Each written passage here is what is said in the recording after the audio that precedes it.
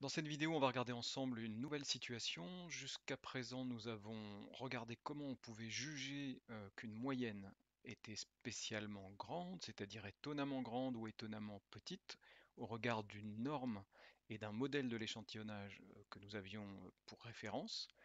Et pour la première fois, on va regarder ensemble comment on peut comparer deux moyennes sur deux conditions indépendantes, calculées sur deux conditions indépendantes. Et ça, c'est une situation qui est vraiment extrêmement fréquente dans les sciences expérimentales et en particulier en psychologie, où on a affaire à la mise en situation de groupes de sujets pour lesquels les conditions de passation d'un test, par exemple, peuvent être différentes, et on essaye de voir dans quelle mesure ça se traduit par une performance sur telle ou telle compétence, éventuellement différente. Beaucoup de situations que vous connaissez, pour les avoir rencontrées dans vos études, relèvent de ce cas de figure. Par exemple, on peut vouloir comparer l'efficacité de deux méthodes d'apprentissage, par exemple de la lecture ou de toute autre compétence. On peut vouloir comparer deux conditions expérimentales d'apprentissage d'une liste de mots, par exemple, pour reprendre un paradigme très classique en psychologie cognitive, avec des consignes d'associer de l'imagerie ou pas, et vous connaissez bien les résultats classiques qui tournent autour de ces comparaisons. On peut vouloir comparer un groupe témoin avec un groupe de traitement dans une étude de clinique, par exemple, et de psychothérapie. Les situations dans lesquelles on peut comparer ainsi des conditions indépendantes sont très nombreuses en psychologie. Ce qui est particulier dans cette situation, c'est que vraiment, les conditions qui sont comparées vont porter sur des groupes de sujets indépendants. Ça veut dire qu'aucun sujet ne peut être à la fois dans le groupe 1 et dans le groupe 2, on va les appeler comme ça. Et ce que nous voulons au fond dans cette situation, une fois qu'a posteriori on voit les résultats en moyenne arithmétique, les résultats de performance moyenne sur l'un et l'autre groupe, on aimerait pouvoir en tirer des conclusions sur le fait que les ingrédients actifs de ces conditions, par exemple l'imagerie ou l'absence d'imagerie dans l'apprentissage d'une liste de mots, eh bien, se sont traduits par un différentiel de performance moyenne qui est significatif, c'est-à-dire que dans une condition, on a mieux retenu la liste de mots que dans une autre. Et dans cette question-là, vous devez vraiment absolument comprendre que lorsqu'on parle de mieux réussir, on n'est pas en train de parler de la performance objective des quelques dizaines de sujets qu'on aura mis dans l'un et l'autre groupe. Quand on parle de différentiel de performance, on est vraiment en train de viser une population de sujets, plus exactement deux populations de sujets, celle qui correspond au groupe 1 et celle qui correspond au groupe 2. La meilleure manière de le dire est de bien garder à l'esprit que, euh, au fond, ce n'est pas la psychologie des 30 ou 40 personnes qui sont dans le groupe 1 ou qui sont dans le groupe 2 que vous voulez faire. Vous voulez une psychologie générale, autrement dit une psychologie des lois générales. Et à ce titre, ce que vous cherchez à atteindre à travers x bar 1 et x bar 2, c'est ainsi qu'on va appeler les deux moyennes d'échantillons correspondantes, ce que vous cherchez à atteindre, ce sont des valeurs vraies de moyenne, inconnues, dans une population théorique qui leur correspond, c'est-à-dire une population 1 et une population 2, et ces moyennes, on va les appeler mu1 et mu2. On donne, comme d'habitude, un nom grec à tous les paramètres de population et un nom en lettres latines pour tous les descripteurs d'échantillons. Regardons ça. Ce qu'on va faire dans cette première partie, c'est de construire une statistique Z.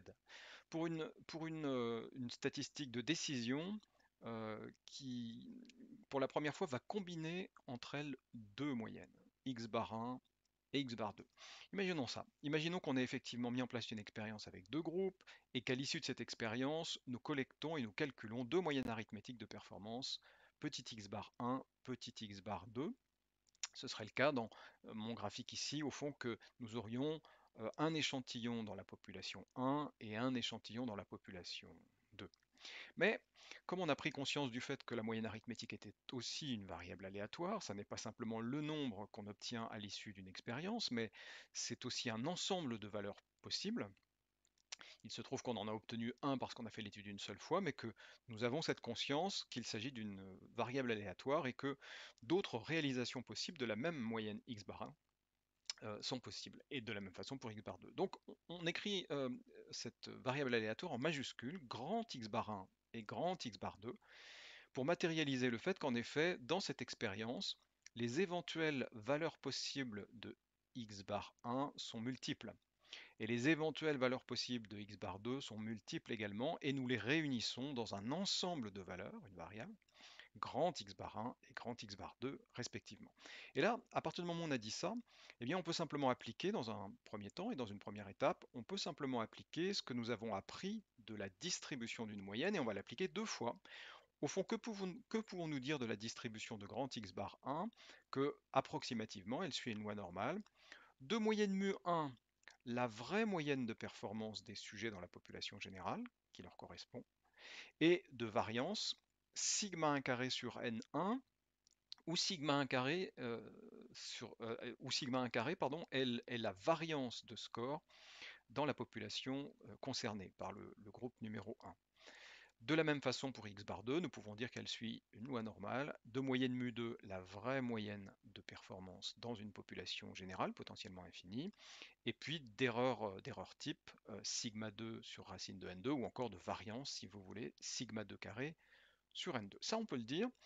Au fond, on mène deux fois le raisonnement que nous avons appris à faire sur une seule moyenne jusqu'à présent. On le mène deux fois puisque nous avons affaire à deux échantillons. Et toute la question est alors de savoir si ces deux échantillons peuvent, en tout cas du point de vue de la moyenne, être considérés au fond comme deux échantillons pris dans une même population, de même moyenne en réalité, ce qui serait l'occasion pour nous de dire, en fait, la différence apparente de x bar 1 x bar 2 sur les échantillons ne renvoie pas à une vraie différence de population, à une vraie différence de moyenne de population, ça c'est un premier scénario, ou bien comme c'est représenté ici sur la figure, est-ce qu'on a des raisons sérieuses de penser qu'en effet, au vu de la différence objective qui existe entre x bar 1 et x bar 2, pouvons-nous conclure de manière relativement raisonnable que en arrière-plan, cela correspond bien à une véritable différence mu1 différent de mu2 dans les populations.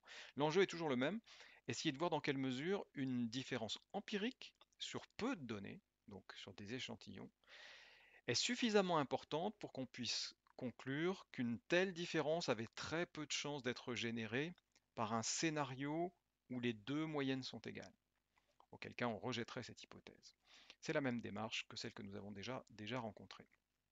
Alors, au fond, ça revient au même que de dire que ce que nous allons essayer de regarder, c'est dans quelle mesure la différence empirique entre x bar 1 et x bar 2 est grande.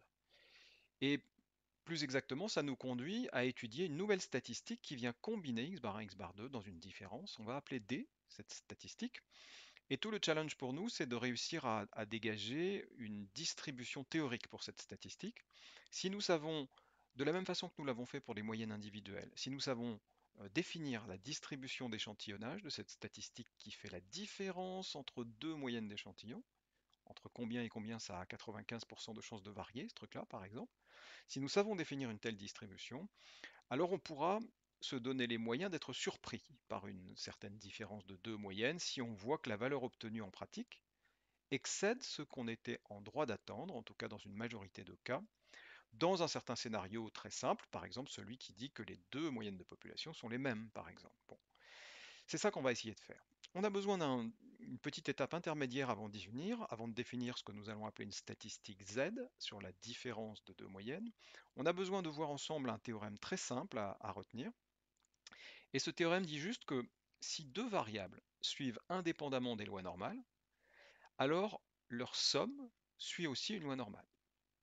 Ce à quoi on peut tout de suite ajouter que si deux variables suivent indépendamment des lois normales, alors leur différence suit aussi une loi normale. Ici, je ne l'ai pas ajouté à l'encadré pour une raison simple, c'est que si une variable, par exemple x bar 2, suit une loi normale, moins x bar 2 suivra aussi une loi normale par simple symétrie de la loi normale. D'accord?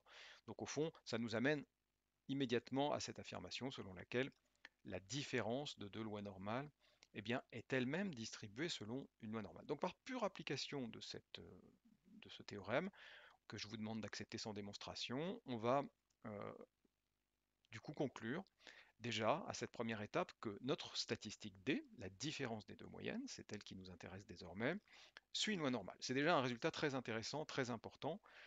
On a déjà un modèle de distribution. Mais naturellement, la loi normale étant caractérisée par deux paramètres, moyenne et variance, Eh bien, il faut encore qu'on puisse écrire ces deux paramètres, de moyenne et de variance, dans des termes connus ou dans des termes qui font sens pour nous. En particulier, on aimerait assez pouvoir écrire les paramètres de cette loi normale ou en fonction des paramètres mu1, mu2, sigma 1 carré, sigma 2 carré, qui sont les paramètres de population séparés de la population 1 et de la population 2 respectivement, parce que c'est précisément ça qui va nous permettre ensuite d'écrire d'éventuelles contraintes d'égalité, par exemple, entre les deux moyennes, mu1 et mu2. Par contrainte, je veux dire des hypothèses d'égalité. Je reviendrai sur ce mot un petit peu plus loin. Première étape, au fond, si on sait désormais que D, la différence de deux moyennes, suit une loi normale, a-t-on une idée de ce que pourrait être la moyenne de cette loi normale? C'est-à-dire, quand je collecte plein de paires d'échantillons dans deux populations, et que je m'amuse à chaque fois pour chacune de ces paires à calculer la différence entre les deux, autour de combien cette différence va-t-elle tourner quand je réplique un grand nombre de fois cette expérience? Autour de combien la différence x bar 1 moins x bar 2 va-t-elle tourner? S'interroger sur la moyenne vraie d'un phénomène, vous avez étudié ça en deuxième année, c'est la même chose que s'interroger sur son espérance. Son espérance au sens latin du terme, c'est-à-dire ce qu'on est en droit d'attendre comme valeur centrale, comme valeur de moyenne en probabilité, on pourrait le dire aussi comme ça. Je vous laisse revoir les notions d'espérance vues en deuxième année. Et vous avez appris dans le calcul des espérances que l'espérance d'une différence, c'est la même chose que la différence des espérances. Et pour chacun des morceaux ici, quelle est l'espérance de x bar 1? On l'a vu dans la fiche précédente, c'est simplement la moyenne vraie de la population dans laquelle on a pioché l'échantillon permettant de calculer x bar 1, c'est-à-dire mu 1. Et quelle est l'espérance de x bar 2? Autour de quelle valeur centrale x bar 2, statistique moyenne d'échantillon, tourne-t-elle? Eh bien, nous le savons, elle tourne autour de la vraie moyenne dans la population des scores. Donc, première étape, on sait d'une part que la différence de deux moyennes suit une loi normale, c'était déjà un résultat intéressant et important, et maintenant nous savons que en moyenne, cette loi normale est centrée sur mu1 moins mu2, autrement dit, sur la vraie valeur de différence, sur la vraie différence des deux moyennes de population. Ok. Pour l'instant, ces paramètres mu1 et mu2, on les manipule un peu comme si on les connaissait. En pratique, évidemment, on ne les connaît pas. Mais vous allez voir comment on va pouvoir s'affranchir de cette ignorance par un jeu d'hypothèses concurrentes. Deuxième étape, ou troisième étape, on veut également établir, bien sûr, le deuxième paramètre de cette loi normale sur les différences, c'est-à-dire sa variance. Je vais appeler cette variance sigma carré d, la variance de la différence de deux moyennes. Quand on calcule plein de différences de deux moyennes pour des échantillons qui sont prélevés systématiquement dans les deux populations, dans les deux mêmes populations de référence, et qu'on regarde autour de combien cette différence de deux moyennes tourne, on a dit ça tourne autour de la vraie différence de deux moyennes, mais avec quelle variabilité, avec quelle amplitude d'erreur d'échantillonnage allons-nous voir ces différentes différences de moyenne empirique tourner autour de mu1 moins mu2? Eh bien, on peut faire un petit calcul. S'interroger sur ce paramètre, c'est s'interroger sur la variance en probabilité de la statistique x bar 1 moins x bar 2. Et là encore, dans votre programme de L2, vous pouvez aussi le retrouver dans le manuel de cours, on a vu que la variance d'une différence, attention c'est contre-intuitif, était égale à la somme des deux variances, hein, puisque l'opérateur variance est en fait insensible aux coefficients ou aux signes des coefficients, ils sont systématiquement élevés au carré dans une combinaison linéaire de variables. Par conséquent, la variance d'une différence de deux moyennes est simplement égale à la somme des deux variances. Et quelle est la variance de x bar 1, moyenne d'échantillonnage, moyenne d'échantillon numéro 1, pardon? On a vu ensemble que c'était simplement sigma carré 1 sur n1, c'est-à-dire la variance des scores divisée par n1. Cette variabilité-là est plus petite que la variabilité des scores, nommément elle est n1 fois plus petite. Et quelle est la variabilité de x bar 2, la moyenne d'échantillon du deuxième échantillon?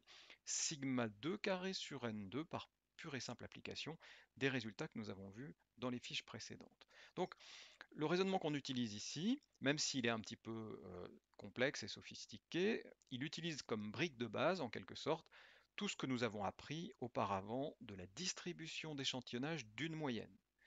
Et nous l'utilisons deux fois pour deux échantillons différents, supposément pris dans deux populations différentes. Et à partir de là, on peut déduire d'une façon pour l'instant un petit peu abstraite et un peu théorique, comment on réussit à écrire la moyenne et la variance d'une différence de deux moyennes.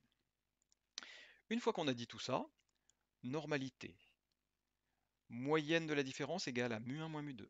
Variance de la différence égale à sigma 1 carré sur n1 plus sigma 2 carré sur n2. Eh bien, on peut réunir ces trois morceaux dans une écriture unifiée qui dit que x bar 1 moins x bar 2, qui est une statistique qui combine les données, hein. Une statistique, par définition, c'est une manière de combiner et de résumer des données dans une formule en quelque sorte, avec une dimension d'erreur d'échantillonnage, il s'agit bien d'une variable aléatoire. Eh bien, cette différence de deux moyennes suit une loi normale dont l'espérance est mu1 moins mu2, la valeur centrale vraie est de mu1 moins mu2, et dont la variabilité est quantifiée par cette variance ici, sigma 1 carré sur n1 plus sigma 2 carré sur n2. Bon. On peut du coup, avec un raisonnement très semblable avec ce qu'on avait vu euh, sur une seule moyenne, décider de représenter cette connaissance distributionnelle que nous venons d'établir ici avec la formule 5. On peut décider de la formuler d'une façon standardisée. C'est un usage historique. Ce n'est pas absolument nécessaire pour faire une inférence correcte, puisque maintenant les logiciels nous permettent vraiment de calculer dans n'importe quelle loi normale, mais les psychologues ont pris l'habitude, et dans beaucoup de sciences expérimentales c'est le cas, de centrer réduire ce genre de statistiques pour en quelque sorte définir un unique repère commun, distributionnel, pour juger qu'une statistique est spécialement grande ou bien spécialement petite.